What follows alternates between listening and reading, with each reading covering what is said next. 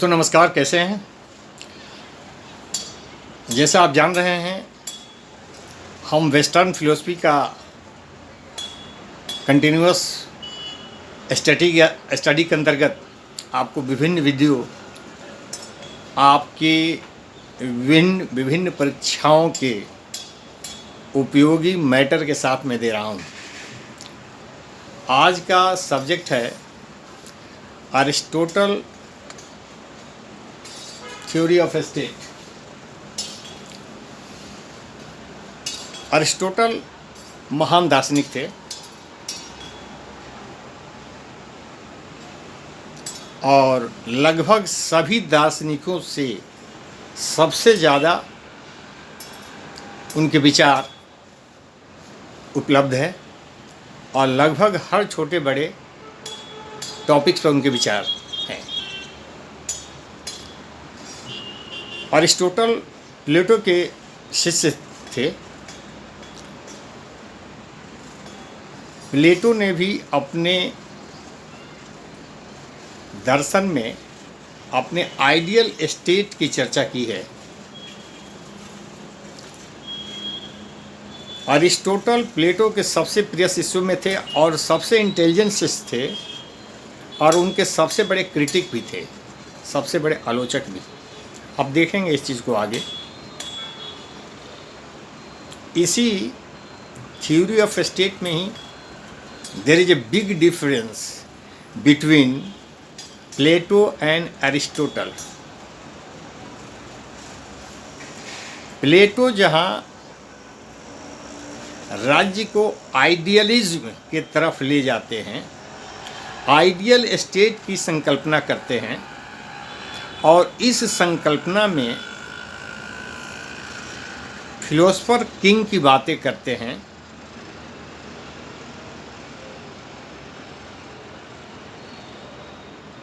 Property and wife और communism की बातें करते हैं, जो कहीं से कहीं प्रैक्टिकल नहीं है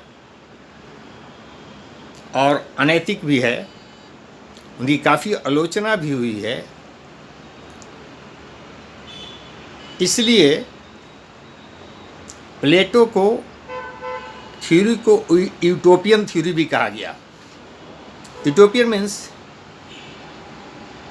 जो काल्पनिक है, विच कैनट बी इन प्रैक्टिस, जो व्यवहार में उतर नहीं सकता है, जो व्यवहारिकता में सामने आ नहीं सकता है, सिर्फ कल्पना की बातें हैं। जबकि अरिस्टोटल प्रैग्मेटिक थे। प्रैग्मेटिक मीन्स व्यवहारिक, वस्तुनिष्ठ, वास्तविकता से मिलता जुलता।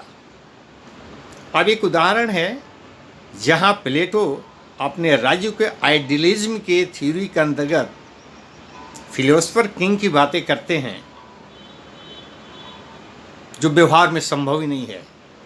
वैसा राजा जो नेचर से फिलोसफर हो, अगर फिलोसफर नहीं भी हो तो फिलोसफर बन जाए। फिलोसफर मीन्स जो सामान्य अवधारणा फिलोसफर दार्शनिकों के प्रति वह यह है कि उच्च शिक्षा प्राप्त, उच्च गुणवत्ता प्राप्त, उच्च नैतिक आदर्शों का व्यक्ति, उच्च न्यायिक मापदंडों का व्यक्ति इत्यादि इत्यादि सारे गुण उसमें विभूषित हो। परंतु राजा कैसे लोग होते थे? इतिहास गवाह है कि अनेक अवगुणों से भरे हुए। तो फिलोसफर किंग की जो बातें हैं वो यूटोपियन थ्योरी हो जाती है। आदर्श की बातें वो जो है काल्पनिक बातें हो जाती है, जो कि व्यवहार में संभव नहीं हो पाता। वहीं दूसरी तरफ अरिस्टोटल प्रैग्मेटिक हैं, व्यवहारिक बातें करते हैं। नंबर 2,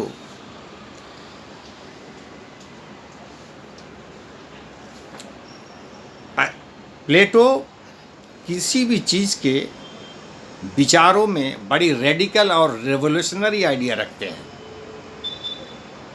जबकि ये व्यवहारिक आइडिया रखते हैं। अरिस्टोटल व्यवहारिक रखते हैं और समय से मिलता जुलता व्यवहारों को ये पसंद करते हैं। नंबर 3, प्लेटो किसी भी चीज़ के एक्सट्रीम पॉइंट्स को पकड़ते हैं अपने विचारों में, जबकि ये गोल्डन मीन को, मध्यम मार्ग को अपनाते हैं। और मध्यम मार्ग अपनाने वाला व्यक्ति ही ज़्यादा सफल हुआ है। जैसे ये ज़्यादा सफल हैं उनके अपेक्षा, क्योंकि उनके विचार रेडिकल हैं, रेवोल्यूशनरी हैं, यूटोपियन है, इत्यादि इत्यादि।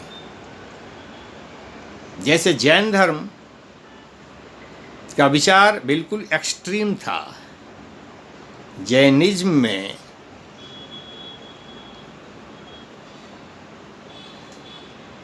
हिंसा को, अहिंसा को इस रूप में लिया गया कि जैनी शाम को सूरज ढलने के पहले खाना इसलिए खा लेते थे कि रोशनी जलाने पर कीड़े आएंगे और वो उनकी हिंसा हो जाएगी।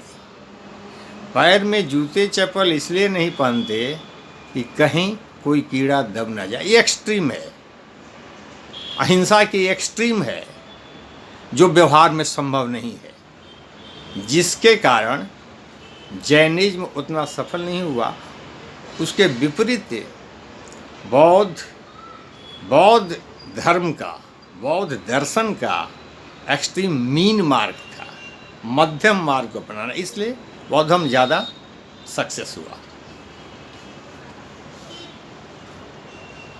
अब अरिस्टोटल अपने स्टेट के विषय में बताते हैं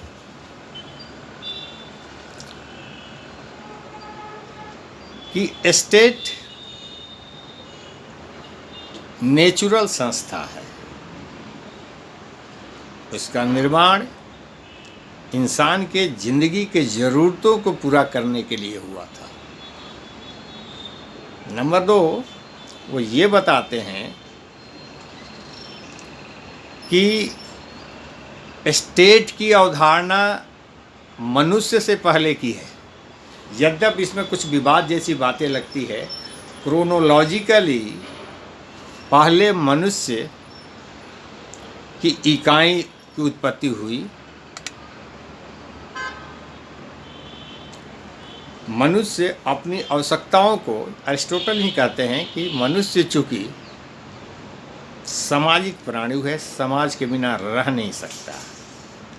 ये उनका व्यवहार नहीं है कि मनुष्य सामाजिक प्राणी है, यह नेचर ही नहीं है, उनकी आवश्यकता है। आवश्यकता इसलिए है कि अपनी आवश्यकताओं की पूर्ति अकेले कर नहीं सकते, इसलिए परिवार का निर्माण किया।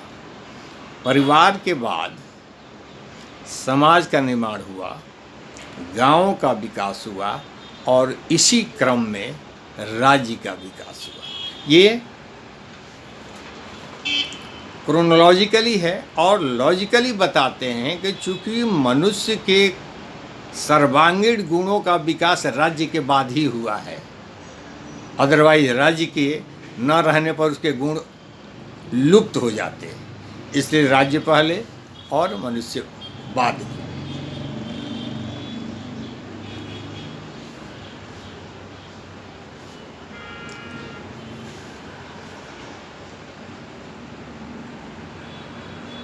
और इसी क्रम में अरिस्टोटल अपने राज्य के फीचर्स की बात करते हैं कि it is a natural entity.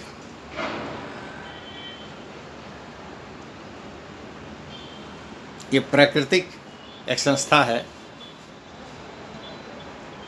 आवश्यकताओं ने इसका निर्माण किया। It is a association of association. राज्य में बहुत सारी संस्थाओं का एसोसिएशन है।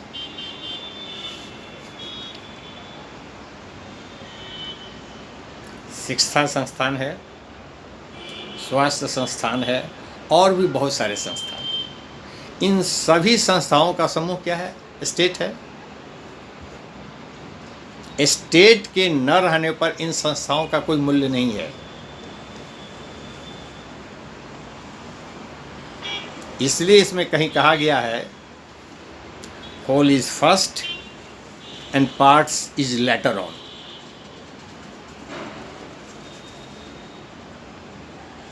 पौधा का विकास जब होता है तो तना पहले आता है, उसके बाद पत्तियाँ, टहनियाँ, फूल, फल बाद में आते हैं। मनुष्य का शरीर है तो उसके अंग है, शरीर ही नहीं है तो अंग क्या। इसलिए स्टेट फर्स्ट। मनुष्य अकेले कुछ नहीं है, अपनी आवश्यकताओं की पूर्ति के लिए परिवार का निर्माण किया। परिवार से उसके कुछ विचार बढ़े, उससे समाज और गांव का निर्माण हुआ, उससे कुछ और गुण उसके विकसित हुए। जब राज्य पूर्ण बन गया तो उससे सारे गुण विकसित हो गए। किसने उसके गुण को विकसित किया? राज्य ने। इसलिए राज्य फर्स्ट। आज भी आप देखते हैं कि गांव का व्यक्ति कहाँ जाता है? शहर। उसकी आवश्यकताओं की पूर्ति गांव में नहीं होती है। एक व्यक्ति की आवश्यकताएं गांव के बाजार में हो सकती है, वहाँ से नहीं तो शहर जाता है, शहर से नहीं तो राजधानी जाता है। पूरा राज्य के इस तरह से ढांचा बना हुआ है। क्योंकि राज्य फुल सेल्फ सफिशिएंट होता है, वहाँ सारी आवश्यकताओं की पूर्ति हो जाती है। और इसकी पॉसिबिलिटी में बताया गया है कि राज्य की आवश्यकता क्या है? To ensure its citizens a good life. अपने सिटीजन को गुड और हैप्पी लाइफ इंश्योर करना इनका पहला काम है। दूसरा, to ensure a moral life. Next, to fulfil its all requirement. All requirement में सारी चीज़ें, सेफ्टी, सिक्योरिटी, जस्टिस, एवरीथिंग, सारी चीज़ें आ जाती है। तो to fulfil all his requirement. अब ये अरिस्टोटल इसके कैरेक्टरिस्टिक गुणों के लिए बताते हैं कि state should be economic. Economic in the sense neither it should be too rich not too poor. न उतनी पॉवर्टी होनी चाहिए, न बहुत ज़्यादा रिचनेस होनी चाहिए। बहुत ज़्यादा रिचनेस से इनका संसर्ग ये है कि एक ज़माने में हिंदुस्तान जो सोने की चिड़िया कहा जाता था, चूँकि पुरानी व्यवस्थाओं की बातें हैं। हिंदुस्तान पर सबसे ज़्यादा ये विदेशी आक्रमण सिर्फ इसलिए हुए कि यहाँ पर इतनी ज़्यादा संपत्ति थी कि आक्रमणकारी यहाँ से लूट कर ले गए।